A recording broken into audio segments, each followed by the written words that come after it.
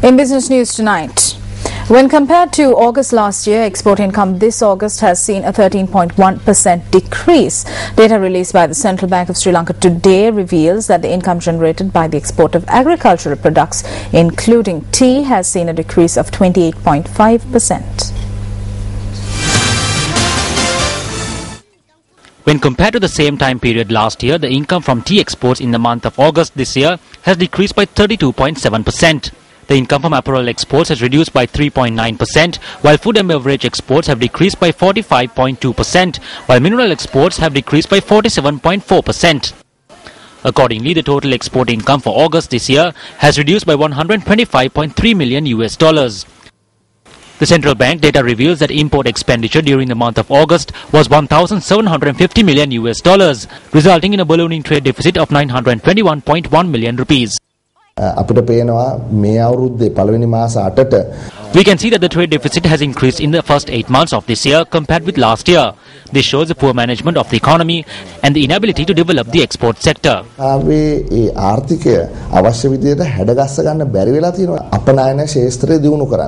Dr. Harsha De Silva points out that obtaining loans to bridge this deficit will result in further negative consequences.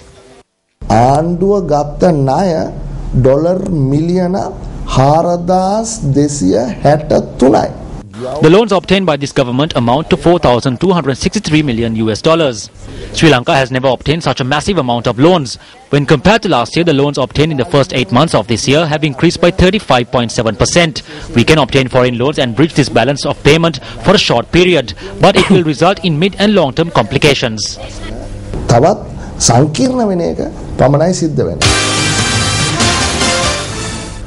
Moving on to news from overseas, US President Barack Obama suspended the levity during an interview with late-night TV talk show host Jay Leno to address a Republican Senate candidate's controversial assertions on rape.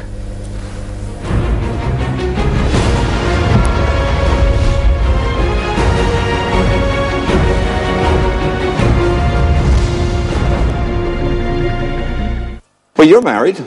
Well, I am. But the difference is that with Michelle, I just concede every point. Yeah, you concede every point, yeah. I struggled with it myself for a long time, but I came to realize life is a gift from God, and even if life begins in the horrible situation of rape, it is something God intended to happen. Yeah. Which, I mean, this seems like we're back to Todd Aiken time again. Well, I don't know how these guys come up with these ideas. Let me make a very simple proposition. Mm-hmm. Rape is rape. It is a crime. And so these various distinctions about rape and, don't make too much sense to me, don't make any sense to me. The second thing this underscores, though, is this is exactly why you don't want a bunch of politicians, mostly male, making decisions about women's health care decisions.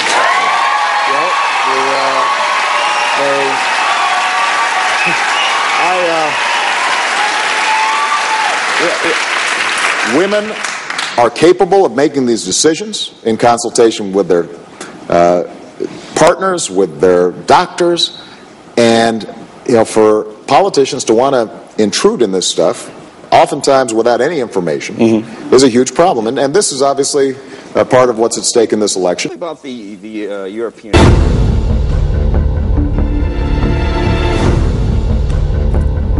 Before moving on to some sports news, in line with the 18th death anniversary of Gamini Dissanayake, a book was launched at the BMICH today titled Gamini Dissanayake, A Leader Par Excellence.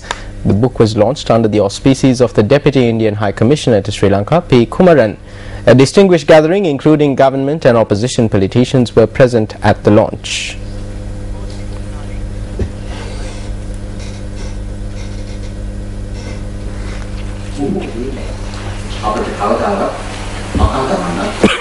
Don't say meanwhile.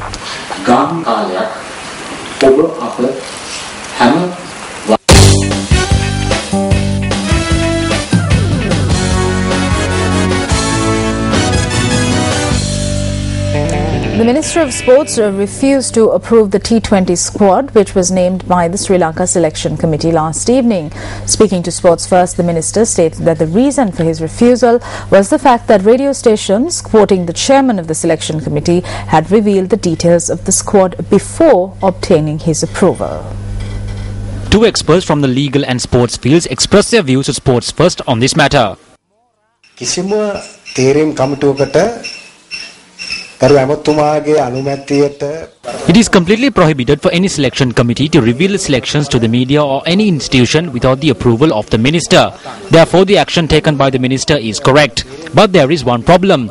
The minister is not taking action against the much more serious issues in national organizations, such as corruption and discrepancies according to the law.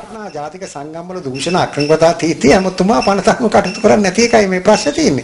ඇමතුමා පනතනුව කටයුතු කරනවා නම් ඇමතුමා කොච්චර සුන්දරද? කොච්චර හොඳද? Any team which after selected, it must be properly sent to the minister in charge. So after sports minister sign, then only you can reveal or disclose to the media. Now this is basically before signing, that is not a legal document.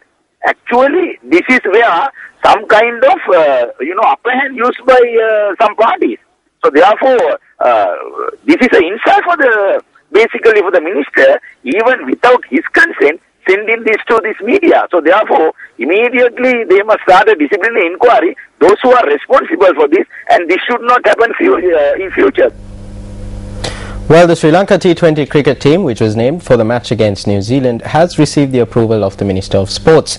Angelo Matthews was named as captain of the T20 side, while Nuwan Kulasekara was named vice-captain for this game only. Lasith Malinga, who was named as the T20 vice-captain, and former captain Mahela Jayawardena will be rested for this game. Angelo Matthews, who was named the Sri Lanka 2020 captain, will serve in the position until the 31st of October next year, while Lasith Malinga will be his deputy for the same period. A 30-man squad has been named for the 2020 against the Kiwis, which will be played in Pallekele on the 30th of this month. Upul Taranga, who was not included in the World T20 squad, has been included in the squad. Meanwhile, a 50-man squad for the first 3 ODI matches against New Zealand was also named today. Mahela Jayawardena will lead the side, while Angelo Matthews will be his deputy.